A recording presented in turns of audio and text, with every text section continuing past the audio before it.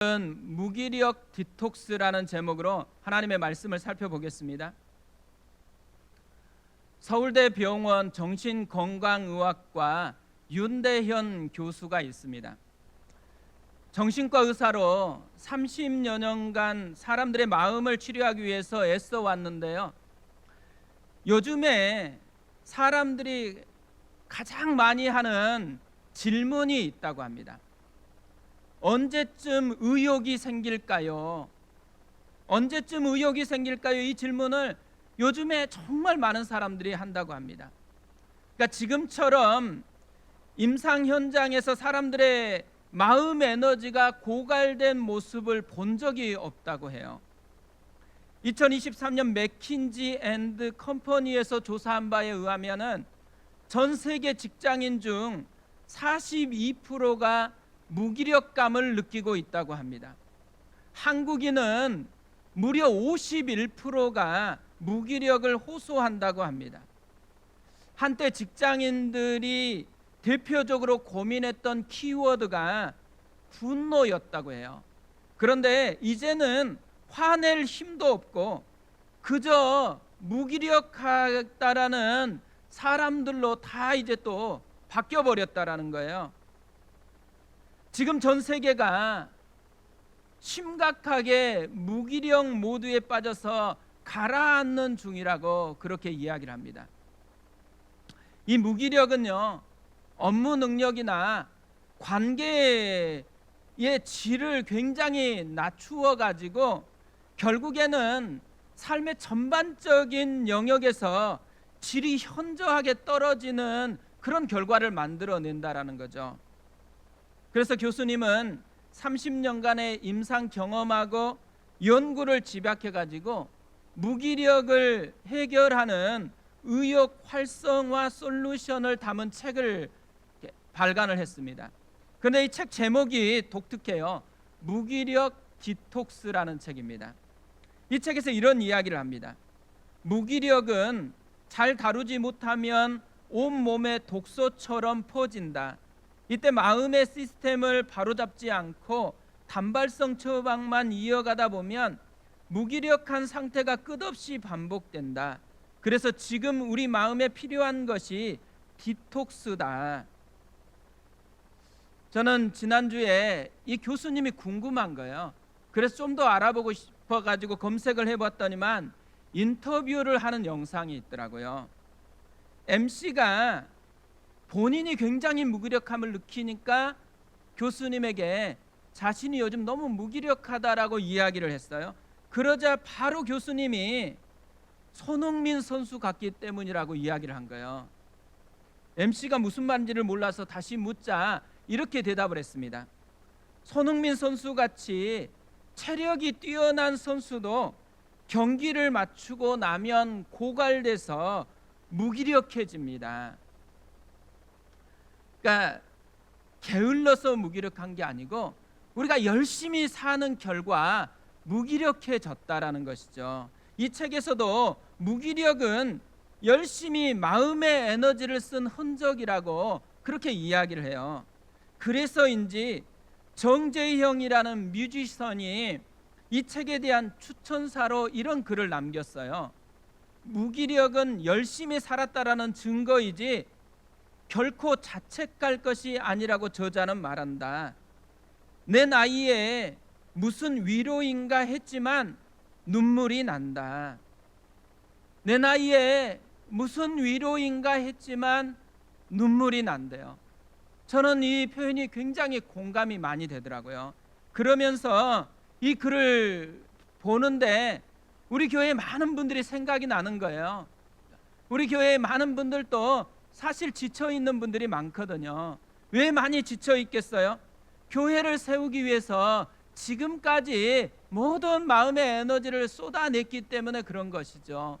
그러니까 한 분 한 분 지쳤다고 생각하는 분들을 생각하면서 되게 고맙고 감사하더라고요.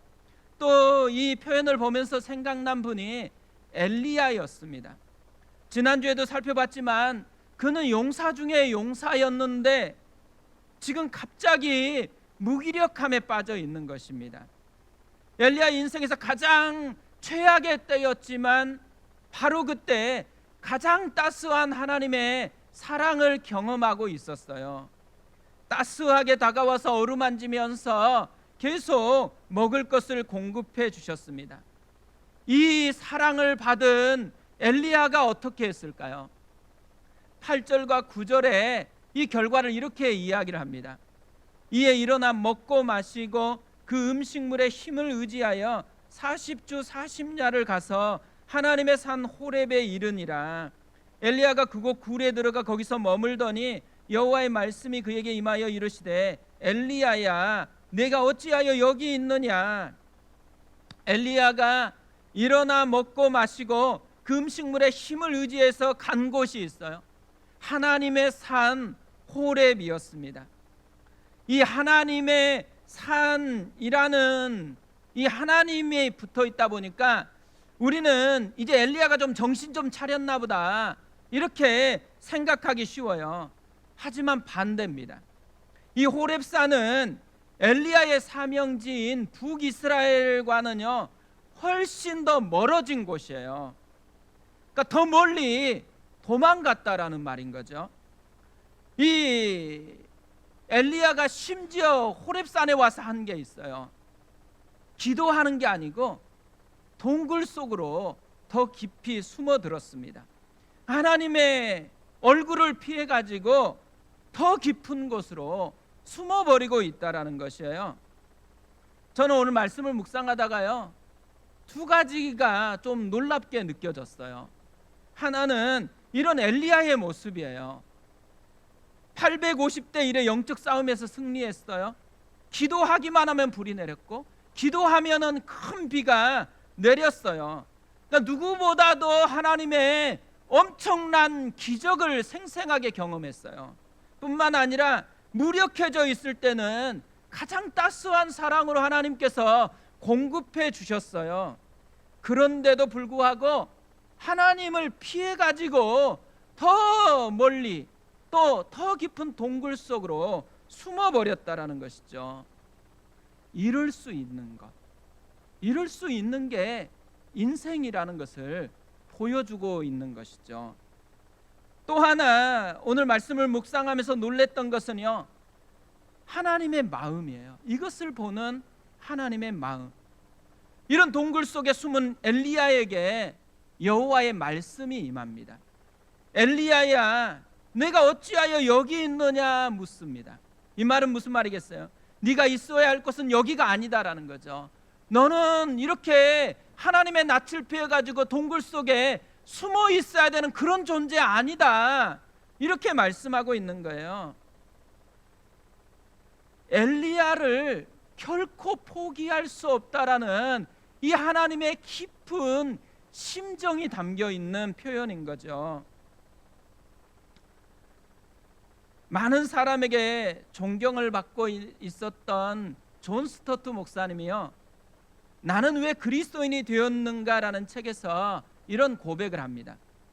제가 그리스도인이 된 이유는 궁극적으로 제 부모나 스승의 영향도 아니고 그리스도에 대한 저 자신의 결단 때문인 것도 아니며 바로 천국의 사냥개 때문입니다. 즉 제가 원하는 길로 가고자 도망할 때조차 끈질기게 저를 쫓아오신 예수 그리스도, 그분 때문인 것입니다. 그리고 천국의 사냥개이신 그분이 은혜롭게도 저를 추적하지 않으셨다면 오늘 저는 헛되고 버림받은 인생들의 쓰레기 더미 위에 놓여 있었을 것입니다. 천국의 사냥개들 때문이래요. 표현은 조금 이상하지만 굉장히 실감이 나는 표현이라고 생각합니다. 우리가 오늘 이 자리에서 예배할 수 있는 이유가 어디에 있겠어요? 우리가 먼저 주님을 찾았기 때문이 아니에요. 주님이 우리를 찾았기 때문에, 주님에게 아무 관심도 없고 주님에게서 멀어져 있었는데도 불구하고 포기하지 않고 천국의 사냥개처럼 우리를 찾아오신 그분의 마음 때문에 우리가 이곳에서 예배 드릴 수 있는 은혜를 얻었다라는 것이죠. 이것을 경험한 분이 엘리야였다라는 거예요. 우리 주님께서 존 스토트나 엘리야에게만 이렇게 찾아온 것은 아니에요. 베데스다 연못가에서 38년 동안 무력하게 누워 있었던 병자에게 예수님이 찾아오셨습니다. 남편을 5명이나 갈아치웠던, 어떻게 보면 자신도 부끄러워서 홀로 우물가에 왔었던 사마리아 여인에게 예수님은 찾아오셨어요. 귀신 들려 무덤가에서 홀로 울부짖고 있었던 그 사람에게 예수님이 찾아오셨습니다. 바울은 맨 나중에 만삭되지 못하고 난 자 같은 자신에게도 예수님이 찾아왔다고 그렇게 고백을 합니다. 하나님은요, 자기 백성을 결코 포기할 수 없는 거예요. 그래서 그 백성을 회복시키려고 천국의 사냥개처럼 찾아오시는 분이라는 것이죠. 오늘 말씀을 통해서 우리가 가장 먼저 드려야 될 메시지, 가장 중요하게 우리의 마음 가운데 회복해야 될 메시지가 있다면 천국의 사냥개처럼 우리에게 찾아오신 예수 그리스도를 만나야 된다라는 것이죠. 예배에서 해야 되는 가장 중요한 것이 있다면 우리를 만나기 위해서 찾아오신 예수 그리스도를 생생하게 만나는 것이죠. 왜 천국의 사냥개처럼 하나님께서 엘리야에게 찾아오셨겠어요? 할 일이 있었기 때문에 그런 거죠. 하나님은 엘리야의 이 무력함 가운데 빠져있는 그 모습을 다시 회복시켜주고 싶어하는 마음이 있었다라는 거예요. 그래서 엘리야의 무력함의 원인이 되었던 독소를 제거하는 디톡스 처방을 해주고 있는 것이죠. 하나님께서 엘리야에게 해주었던 무기력 디톡스 처방 무엇이었을까요? 멘탈 브레이킹이라고 생각을 합니다.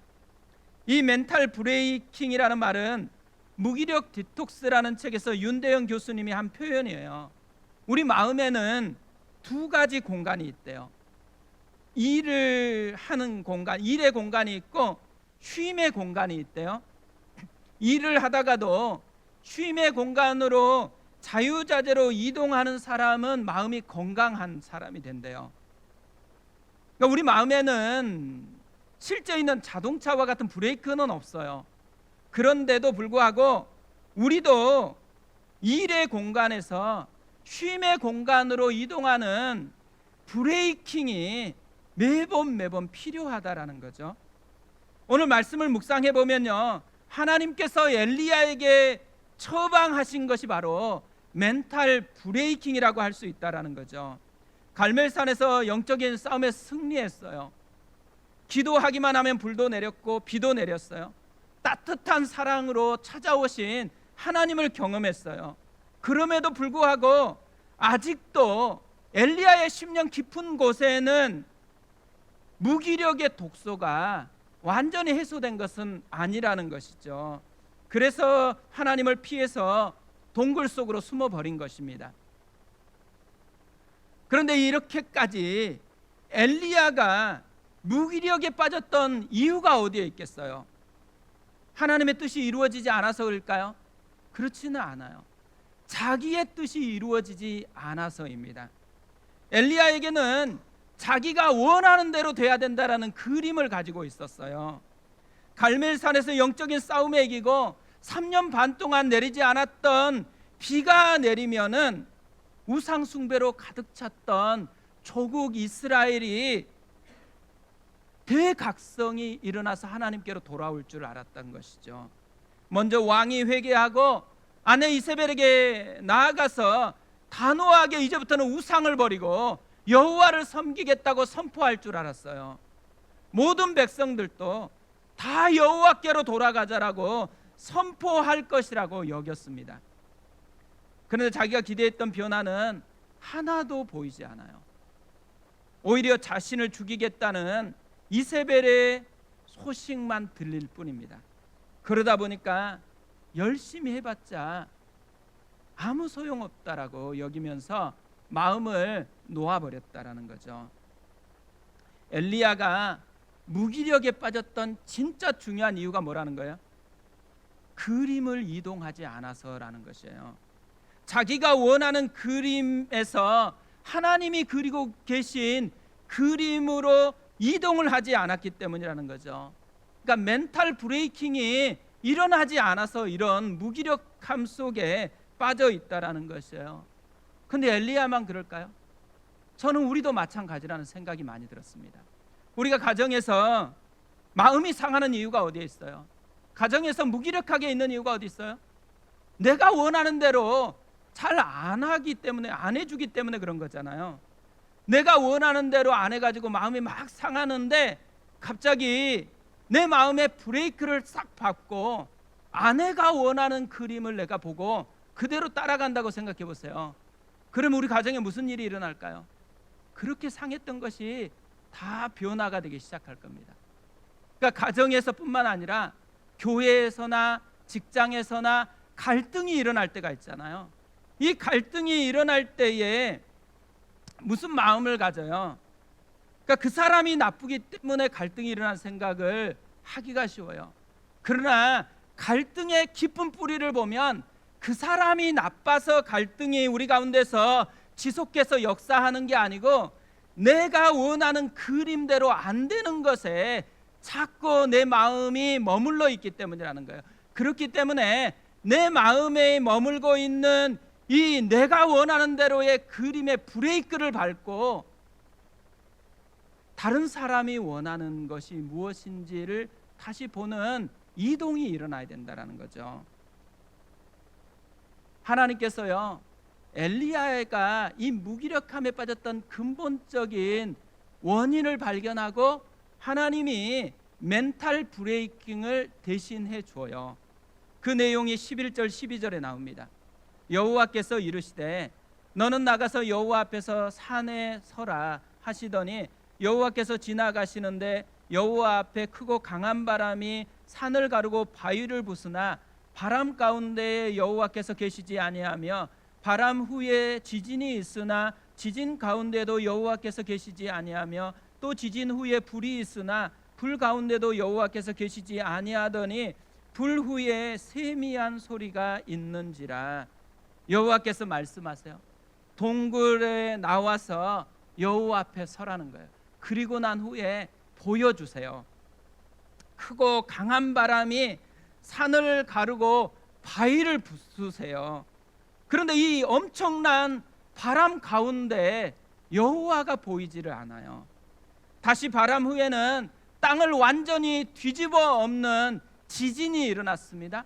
그런데 이 지진 한 가운데도 여호와가 계시지 않아요. 갈멜산에서 온 제단을 태웠던 그 불 같은 것이 내렸어요. 그런데 이 불 가운데도 여호와께서 계시지 않아요. 대신 세미한 소리가 있었습니다. 하나님이 이 그림을 통해서 뭘 보여주려고 하는 것일까요? 엘리야가 지금 마음에 담고 있는 그림이 뭔가를 보여주는 거예요. 엘리야는 지금 바람, 지진, 불처럼 강력한 뭔가가 일어나면 그 속에서 하나님의 역사가 일어나야 된다라는 그림을 가지고 있었어요. 그런데 하나님의 그림은 뭐예요? 세미한 소리입니다. 기적이 아니라 말씀을 통해서 하나님의 나라가 이루어질 것이다라는 하나님의 계획을 보여주고 있는 것이죠. 이걸 통해서 하나님께서 엘리야에게 뭘 도전하는 거예요? 마음의 그림을 바꾸라는 거죠. 엘리야가 원하는 그림의 브레이크를 밟고 하나님이 그리고 계신 그림으로 이동하라는 거예요.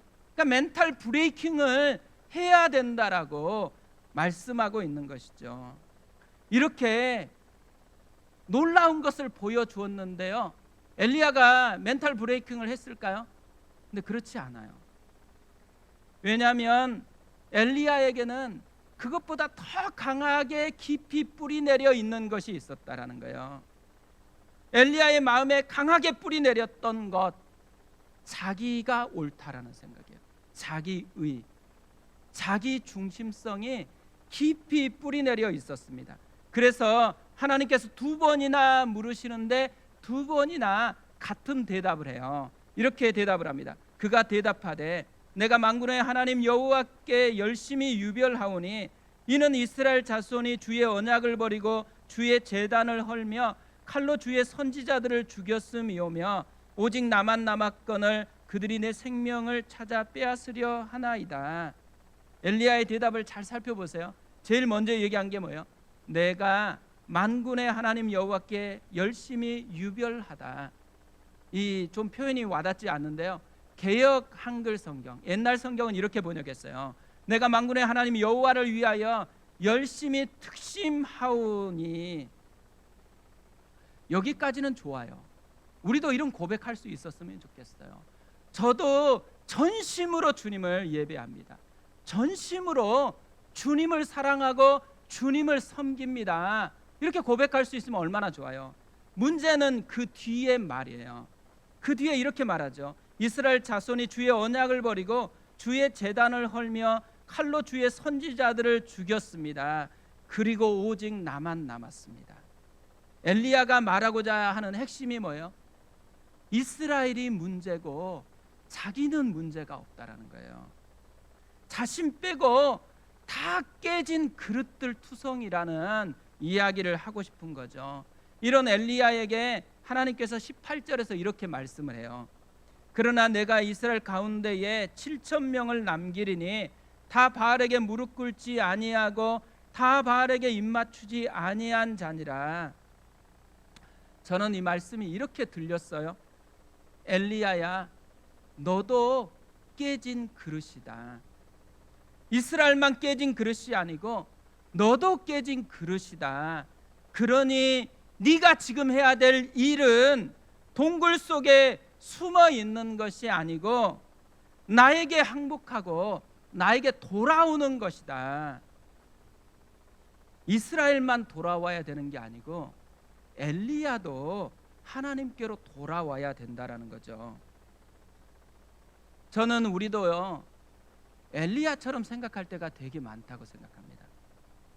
다 남이 문제고 나는 피해자라고 생각할 때가 많아요. 나는 문제가 없고 저 사람 때문에 내가 힘들다라고 그렇게 여길 때가 굉장히 많은 거죠. 근데 그렇지 않다라는 거예요. 문제 없는 인생은 없다라는 것이죠. 다 깨진 그릇만이 존재할 뿐이라는 거예요. 인간이 죄를 범한 후에 죄의 결과는 모든 사람이 깨진 그릇이 되었다라는 거죠. 그렇기 때문에 모든 사람에게 필요한 것 여호와께 돌아오는 것입니다. 이제 말씀을 좀 마무리하려고 하는데요. 저는 오늘 말씀을 묵상하다가 영화 한 장면이 떠올랐어요. 지금은 이제 오래돼 가지고 무슨 내용인지 잘 기억은 안 나는데요. 건달들하고 스님들이 게임을 하는 장면이에요. 깨진 항아리에 물을 먼저 채우는 것입니다. 둘 다 이 연못에서 물을 퍼다가 항아리에 막 부어요. 근데 항아리가 깨지다 보니까 바로바로 물이 쏙쏙 빠져버리는 것입니다. 그러다가 한 사람이 연못에다가 자기 항아리를 던져버려요. 그러자 이 깨진 항아리에 물이 가득 채워지는 거예요. 오늘 우리가 성찬식을 진행할 거거든요. 이 성찬식에 해야 될 일이 바로 이런 일이다라는 생각이 많이 들었습니다. 우리도 다 깨진 그릇과 같잖아요. 우리 안에 어떤 물을 조금 붓는다고 해도 금방 말라버릴 거예요. 그러다 보면 하는 것조차도 더 메마르게 느껴질 때가 있겠죠. 우리가 해야 될 진짜 중요한 일이 있다라면 내가 깨진 그릇이다라는 것을 인식하는 거예요. 그리고 십자가 그 사랑의 연못에 나를 던지는 것입니다. 그래서 그 사랑으로부터 흘러오는 풍성함을 나에게 채우는 것, 이것이 성찬 예식이에요. 이것이 우리가 여호와께로 돌아갈 모습이라는 거죠. 오늘 성찬을 통해서 이 은혜가 우리 가운데 풍성하게 부어졌으면 좋겠습니다.